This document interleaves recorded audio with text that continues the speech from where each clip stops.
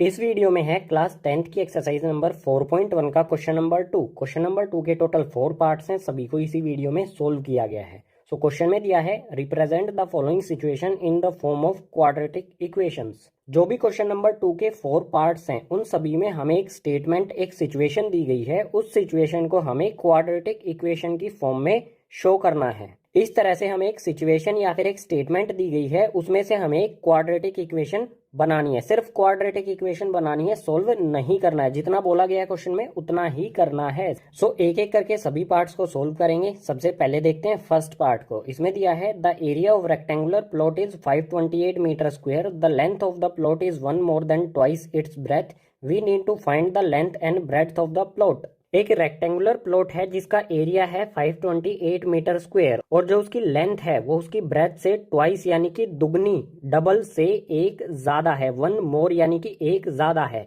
हमें फाइंड करनी है लेंथ और ब्रेथ उस प्लॉट की। तो क्वाड्रेटिक इक्वेशन बनानी होगी हमें। इसके लिए कोई भी इक्वेशन बनाना बिल्कुल सिंपल होता है। जो भी हमें फाइंड करना हो, हमें लेंथ और ब्रेथ फाइंड करनी है, इन्हीं को हम लेट कर लेंगे एक्स और वाई।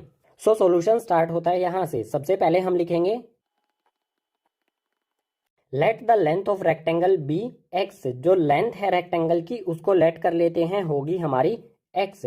बिल्कुल इसी तरह से लेट द ब्रेथ यहां पर लिखेंगे ऑफ रेक्टेंगल बी वाई। जो ब्रेथ है उसको हमने लेट कर लिया वाई। जो भी हमें फाइंड करना है, लेंथ और ब्रेथ फाइंड करनी है, एक को लेट कर लो एक्स होगी, दूसरे को लेट कर लो वाई होगी। अब आते हैं कंडीशन पर। कंडीशन दी है कि जो रेक्टेंगल की लेंथ है वो उसकी ब्रेथ से ट्वाइस यानी कि दुगनी से 1 मोर यानी एक ज्यादा होगी। सो यहाँ पर लेंथ कहाँ पर है? लेंथ है एक्स। एक्स किसके इक्वल होगी? यहाँ पर एक्स इक्वल होगी सबसे पहले तो ट्वाइस करेंगे किसका? ब्रेथ का। ब्रेथ है वाई, इसका ट्वाइस करेंगे तो ये हो जाएगा 2y। ट्वाइस से 1 मोर यानी कि एक ज्यादा, तो इसमें हम 1 को ऐड भी कर देंगे। सिंपली हमने ये कर दिया 1 ऐड। फिर से बता देता हूं, x यानी कि जो लेंथ है वो y यानी कि ब्रेथ के ट्वाइस से एक ज्यादा है। ये हमें यहाँ पर कंडीशन दी गई है। सो हमारी लेंथ हो जाएगी यहाँ पर 2y प्लस में 1। हमें क्वेश्चन में दिया है एरिया ऑफ रेक्टेंगल। तो एरिया ऑफ रेक्टेंगल क्या होता है? लेंथ मल्टीप्लाई में ब्रेथ। सो लेंथ है x, ब्रेथ है y। अगर हम x और y को मल्टीप्लाई कर दे, x मल्टीप्लाई में y, तो ये किसके इक्वल हो जाएगा? ये इक्वल हो जाएगा एरिया के। और एरिया कितना दिया गया है? 528 मीटर स्क्वायर। सो यहाँ पर लिख देंगे 528 मीटर स्क्वायर, लिखने की जरूरत नहीं है। इसके बाद इस x की जगह पर हम x की वैल्यू पुट कर देंगे जो कि है 2y प्लस में 1। सो इस x की जगह पर मैं लिखता हूँ 2y प्लस में 1 और इसमें मल्टीप्लाई क्या होगा यहाँ पर? y इक्वल्स टू में 528। ये y इस पूरी वैल्यू में मल्टीप्लाई होगा। सो y से 2y को मल्टीप्लाई करेंगे तो ये आ जाएगा 2y का स्क्वायर। इसके बाद यहाँ पर y से 1 को मल्टीप्लाई करेंगे तो y ही रहेगा, तो आ जाएगा प्लस में y और इक्वल्स टू में 528 एज इट इज। जो 528 है ये क्या है? कांस्टेंट टर्म है। सो इसको भी इधर ले आएंगे तो ये हो जाएगा 2y स्क्वायर माइनस में प्लस में y माइनस में 528 इक्वल्स टू में 0। तो आप देख सकते हैं यहाँ पर हमारी बन गई है quadratic equation 2y square plus में y माइनस 528 इक्वल्स टू में 0। हमें सिर्फ इस सिचुएशन को एक क्वाड्रेटिक इक्वेशन में फॉर्म करना है, जो हमने कर दिया है। सो यही हो जाएगा आंसर। क्वेश्चन के सेकंड पार्ट के लिए चलते हैं नेक्स्ट पेज पर। अब है सेकंड पार्ट। इसमें दिया है the product of two consecutive positive integers is 306, we need to find the integers. हमें दो कंसेक्यूटिव पॉजिटिव इंटीजर्स का प्रोडक्ट यानी कि मल्टीप्लिकेशन दी है 306। हमें फाइंड करने हैं इंटीजर्स। इसके लिए हमें बनानी है क्वाड्रेटिक इक्वेशन। उसे सॉल्व नहीं करना है, सिर्फ क्वाड्रेटिक इक्वेशन बनानी है। तो यहाँ पर कुछ वर्ड्स दिए गए हैं, इनको समझ लेते हैं। सबसे पहले पॉजिटिव इंटीजर्स क्या होते हैं? जो हमारी नॉर्मल प्लस वाली वैल्यूज होती हैं 1 2 3 4 5 6 7 8 9 10 इन्फिनिटी तक, ये सभी होते हैं पॉजिटिव इंटीजर्स। अगर इसके साथ लगा दिया गया है कंसेक्यूटिव, इट मीन्स कंटिन्यू। अगर बात करें हम पॉजिटिव इंटीजर्स जो कंसेक्यूटिव हैं, इसका मतलब क्या होगा? अगर हम 1 लिखेंगे तो इसके बाद ऑटोमेटिकली क्या आएगा? कंटिन्यू चलेंगे ये 1 2 3 4 5 इस तरह से। और अगर इनको हम समझें कि ये कंसेक्यूटिव किस तरह से हैं, अगर लेट कर लो हमारा कोई भी एक नंबर है, जैसे 3 है, तो अगला हमारा नंबर कौन सा होगा? अगला हमारा होगा 3 प्लस में 1 और इससे अगला क्या होगा हमारा? ये हो जाएगा 3 प्लस में 2। कंसेक्यूटिव का मतलब होगा उसमें 1 ऐड होते जाना। तो यहाँ पर अगर हम इन्हें सोल्व करेंगे तो ये आएगा 3, उसके बाद यहाँ पर 3 में 1 ऐड करेंगे तो ये हो जाएगा 4, इसके बाद यहाँ पर 3 में 2 ऐड करेंगे तो ये हो जाएगा 5। इसी तरह से ये 3 + 3 आ जाएगा, उसके बाद 3 + 4 आ जाएगा। ये होते हैं कंसेक्यूटिव, यानी लगातार जो हमारे नंबर आए, नेक्स्ट नंबर अपने आप आता जाए, उसमें 1 ऐड होकर आता जाए। यहाँ पर बात की गई है 2 कंसेक्यूटिव नंबर्स की। सो यहाँ पर लेट करेंगे सबसे पहले। लेट द 2 इंटीजर्स बी, जिस इंटीजर्स की बात यहाँ पर की गई है उनको लेट कर लेते हैं कि उनमें से एक होगा हमारा इंटीजर x। ये हमारा फर्स्ट इंटीजर हो गया। तो नेक्स्ट क्या होगा, नेक्स्ट में हमेशा क्या करना होता है, 1 प्लस करना होता है। सो नेक्स्ट इंटीजर हो जाएगा हमारा x प्लस में 1। सिर्फ हमें दो ही इंटीजर के प्रोडक्ट यानी कि मल्टीप्लीकेशन की बात की गई है। सो उसमें से एक इंटीजर हो गया हमारा x, दूसरा हो गया x प्लस 1। अब सिंपली इन दोनों का प्रोडक्ट दिया है हमें 306। सो इन दोनों को मल्टीप्लाई करेंगे, x में हम मल्टीप्लाई करेंगे सेकेंड इंटीजर x प्लस में 1, ये किसके इक्वल हो जाएगा, उसके बाद 306 के। अगर इन दोनों इंटीजर्स को मल्टीप्लाई कर देते हैं तो ये इक्वल हो जाता है 306 के। सो सिंपली इन्हें मल्टीप्लाई करते हैं, x से x को मल्टीप्लाई करेंगे तो ये हो जाएगा भाई हमारा एक्स स्क्वेयर, यहाँ पर लिखेंगे ये आ गया एक्स स्क्वेयर। इसके बाद जो x है इसको 1 से मल्टीप्लाई करेंगे, x को 1 से मल्टीप्लाई करने पर आ जाएगा x, किसी भी वैल्यू को 1 से मल्टीप्लाई करने पर वो वैल्यू एज इट इज़ आ जाती है।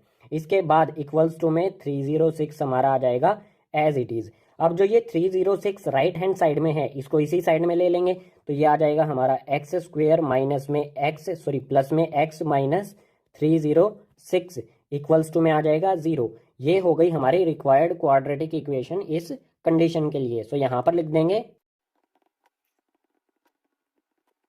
This is the required quadratic equation. जो भी हमें यहाँ पर ये सिचुएशन, प्रॉब्लम या फिर स्टेटमेंट दी गई है उसके लिए हमारी क्वाड्रेटिक इक्वेशन हो जाएगी एक्स स्क्वेयर प्लस में x माइनस 306 इक्वल्स टू में 0। यही हो जाएगा आंसर। थर्ड पार्ट को सोल्व करते हैं नेक्स्ट पेज पर। अब है थर्ड पार्ट, इसमें दिया है Rohan's mother is 26 year older than him, the product of their age 3 years from now will be 360। We would like to find Rohan's present age. Rohan की मदर रोहन की एज से 26 ईयर्स ओल्ड यानी कि 26 साल बड़ी हैं। आज से 3 साल बाद उन दोनों की एज का जो प्रोडक्ट है वो 360 हो जाता है। तो हमें फाइंड करनी है रोहन की प्रेजेंट एज। अभी रोहन की एज क्या है। सो सॉल्यूशन स्टार्ट होता है यहाँ से। हमें जो भी फाइंड करने के लिए बोला गया है, रोहन की प्रेजेंट एज फाइंड करने के लिए बोला है, इसी को लेट कर लो x। सो यहाँ पर मैं लिखूंगा let the present age of Rohan be x। Rohan की जो प्रेजेंट एज है उसको लेट कर लेते हैं कि भाई होगी x। अगर रोहन की प्रेजेंट एज x है तो उसकी मदर उससे कितनी बड़ी है, 26 ईयर्स ओल्ड, यानी उसकी मदर की एज हो जाएगी x प्लस में 26। So the age of his mother, अगर रोहन की एज x है तो उसकी मदर की एज क्या होगी, x प्लस में 26। ये हमें क्वेश्चन में ही दिया गया है कि रोहन से वो 26 साल बड़ी हैं। रोहन की एज x और 26 साल बड़ी होंगी तो प्लस में आ जाएगा 26। इसके बाद हमसे बात की गई है 3 साल बाद उनकी एज का जो प्रोडक्ट होगा वो 360 होगा। तो 3 साल बाद इन दोनों की एज क्या होगी, रोहन की और रोहन की मदर की। तो यहाँ पर लिखते हैं आफ्टर 3 ईयर्स, 3 साल बाद Rohan's age and mother's age. 3 साल बाद रोहन की एज और मदर की एज क्या होगी। अगर रोहन की एज आज x है तो 3 साल बाद क्या होगा, 3 साल बाद उसकी उम्र 3 साल बढ़ जाएगी, एज 3 साल बढ़ जाएगी। अगर आज x है तो 3 साल बाद हो जाएगी x प्लस में 3। बिल्कुल इसी तरह से अगर उनकी मदर की आज एज x प्लस में 26 है तो 3 साल बाद में उनकी 3 साल एज बढ़ जाएगी, 3 साल उनकी उम्र बढ़ जाएगी। आज x प्लस 26 है तो इसमें 3 ऐड करेंगे, 3 ऐड करेंगे तो ये हो जाएगा x प्लस में 29। 3 साल बाद रोहन की एज हो जाएगी x प्लस में 23 और मदर की एज हो जाएगी x प्लस में 29।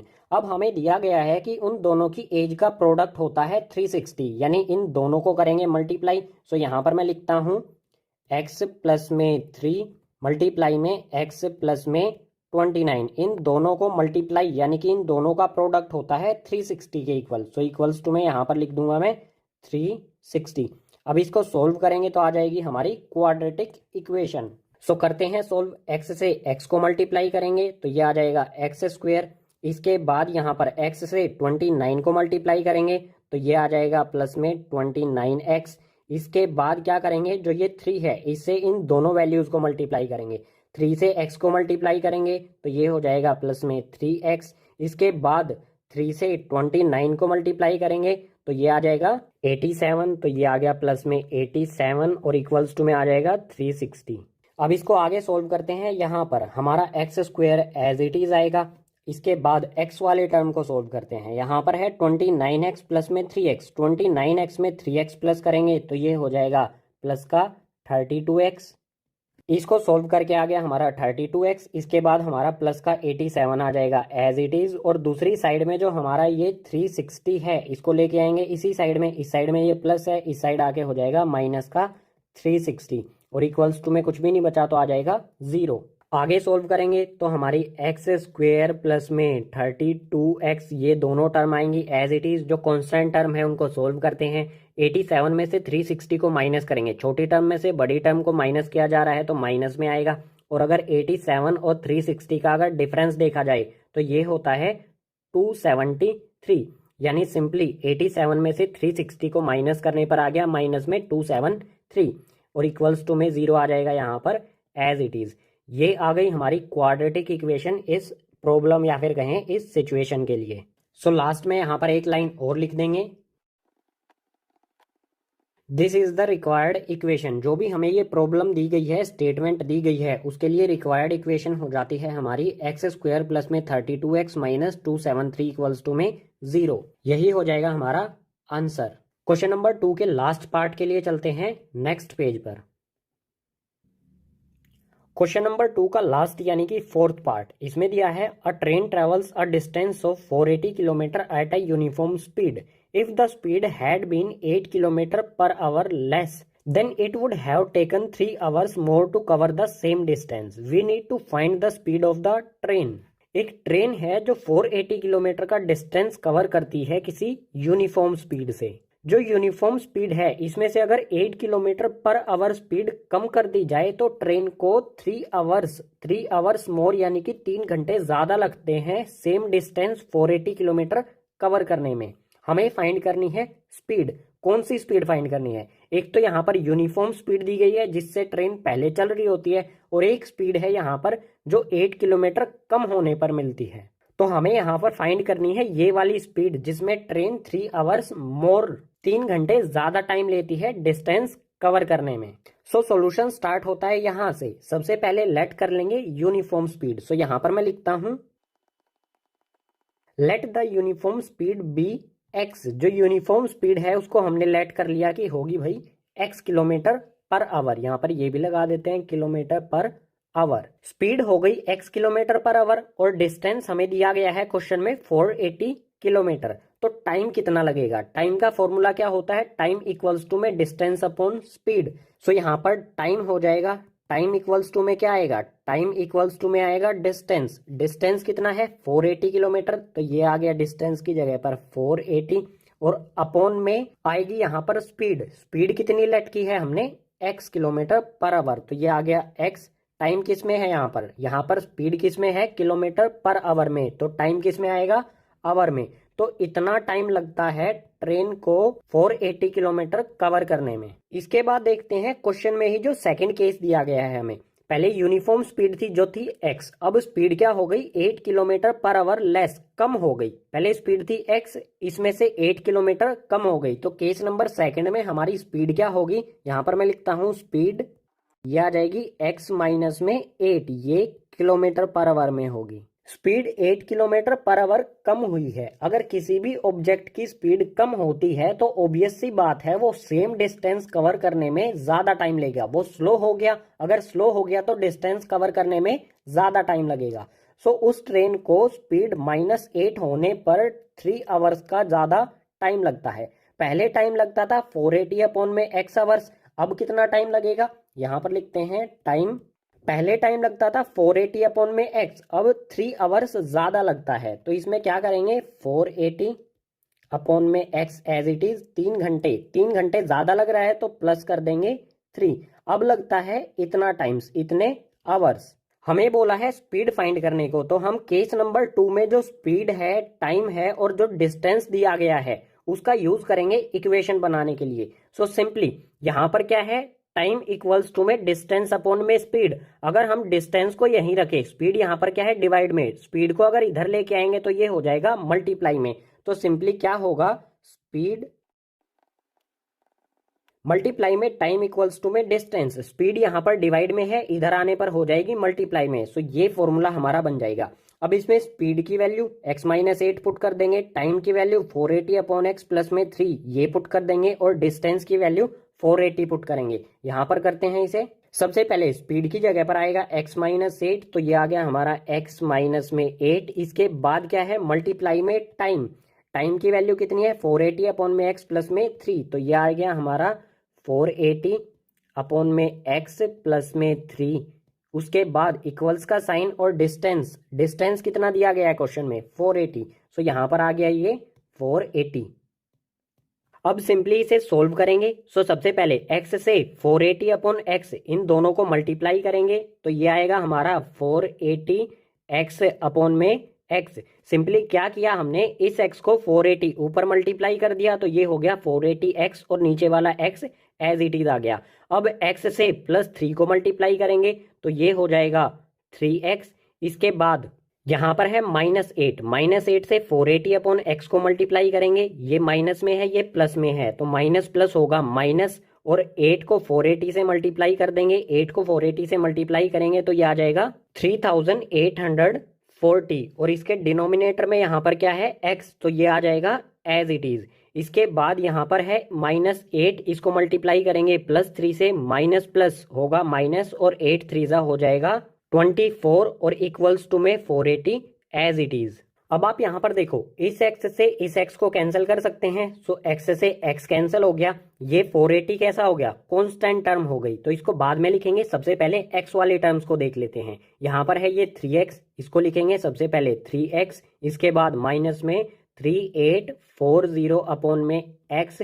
इसके अलावा जो भी कांस्टेंट टर्म है हमारी, यहाँ पर है 480 और -24, इन दोनों टर्म्स को भेज देंगे दूसरी साइड में। दूसरी साइड पहले से ही क्या है 480, सो पहले 480 लिखेंगे। अब इस साइड से जो हमारा ये 480, इस साइड में प्लस है, दूसरी साइड भेजेंगे तो हो जाएगा माइनस का 480, और यहाँ पर ये -24 है, इसको भी दूसरी साइड भेजेंगे तो हो जाएगा प्लस का 24। अब सिंपली इसे सोल्व करेंगे। एलसीएम लेना होता है, बेसिक सी चीज है। x को हम 3x में मल्टीप्लाई कर देंगे, तो ये हो जाएगा 3x का स्क्वायर माइनस में 3840 एज इट इज, और अपॉन में आ जाएगा यहाँ पर x। यहाँ पर हमने सिंपली क्या किया है, इसके डिनोमिनेटर में कुछ भी नहीं है, 1 होता है, तो 1 और x का हमने ले लिया है एलसीएम, ये आ जाएगा। इसके बाद इस साइड में 480 से 480 माइनस हो जाएगा, तो ये हो जाएगा 0, बचेगा 24। सो इक्वल्स टू में यहाँ पर लगाते हैं 24। इक्वेशन को आगे सोल्व करने के लिए यहाँ से रब कर लेता हूँ। सो इसको आगे सोल्व करेंगे तो हमारा 3x स्क्वायर माइनस में 3840 ये आ जाएगा एज इट इज। इन दोनों के डिनोमिनेटर में है x, यहाँ पर क्या है डिवाइड में, इसको दूसरी साइड भेजेंगे तो हो जाएगा मल्टीप्लाई में। सो x को 24 से मल्टीप्लाई करेंगे तो हो जाएगा 24x। सो इक्वल्स टू का साइन लगाएंगे, आ जाएगा यहाँ पर 24x। अब सिंपली जो ये 24x है, इसको इस साइड में ले आएंगे। सबसे पहले यहाँ पर x स्क्वायर वाली टर्म लिखेंगे, ये आ गया 3x स्क्वायर। इसके बाद x वाली टर्म लिखेंगे, तो ये है 24x, इस साइड में प्लस है, इस साइड आके हो जाएगा माइनस का 24x। और इसके बाद आ जाएगी हमारी कांस्टेंट टर्म माइनस में 3840 यानी कि 3840, और इक्वल्स टू में यहाँ पर कुछ भी नहीं बचा इस साइड में, तो आ जाएगा 0। ये आ गई हमारी इस सिचुएशन के लिए क्वाड्रेटिक इक्वेशन। लेकिन अभी भी कुछ कमी दिखाई दे रही है। देखो 3 के टेबल में आता है, 24 भी 3 के टेबल में आता है, और 3840 ये भी 3 के टेबल में आता है। तो हम 3 कॉमन ले सकते हैं, 3 को कॉमन ले लेते हैं। 3 को कॉमन लेने पर यहाँ बचेगा x का स्क्वायर, यहाँ बचेगा 3 के टेबल में 24 कब आता है, 24 आता है 8 पर, तो यहाँ आ जाएगा 8x, ये आ गया 8x। इसके बाद माइनस में इसको इसमें से भी 3 कॉमन लेंगे, तो यहाँ पर आएगा 3 1 3, इसके बाद फिर से 3 2 6, यहाँ पर बचेगा 2 4, 24 हो जाएगा ये। इसके बाद यहाँ पर 3 के टेबल में 24 आता है 8 पर, 0 एज इट इज। और इक्वल्स टू में 0 आ जाएगा। 3 कॉमन लेने पर हमारी इक्वेशन आ गई एक्स स्क्वेयर माइनस में 8x माइनस में 1280 यानी कि 1280 इक्वल्स टू में 0। ये आ गई हमारी फाइनल इक्वेशन। एक बात आप यहाँ से समझ सकते हैं, अगर तीनों टर्म्स में से कुछ भी कॉमन आ रहा है तो हमें वो कॉमन ले लेना है, उसके बाद ही हमारी फाइनल क्वाड्रेटिक इक्वेशन बनेगी। सो यहाँ पर एक लाइन और लिख देंगे, this is the required quadratic equation. जो हमें यहाँ पर प्रॉब्लम दी गई है, जो सिचुएशन दी गई है, उसकी हमारी इक्वेशन हो जाएगी x square minus 8x minus 1280 equals to में 0। ये हो जाएगा हमारा आंसर। इसी के साथ क्वेश्चन नंबर 2 के सभी पार्ट्स हो जाते हैं कंप्लीट। उम्मीद करूंगा सभी पार्ट्स आपको समझ में आए होंगे। अगर समझ आए हैं तो इस वीडियो को अपने क्लासमेट्स के साथ ज़्यादा से ज़्यादा, जितना ज़्यादा हो सकता है उतना शेयर कीजिए।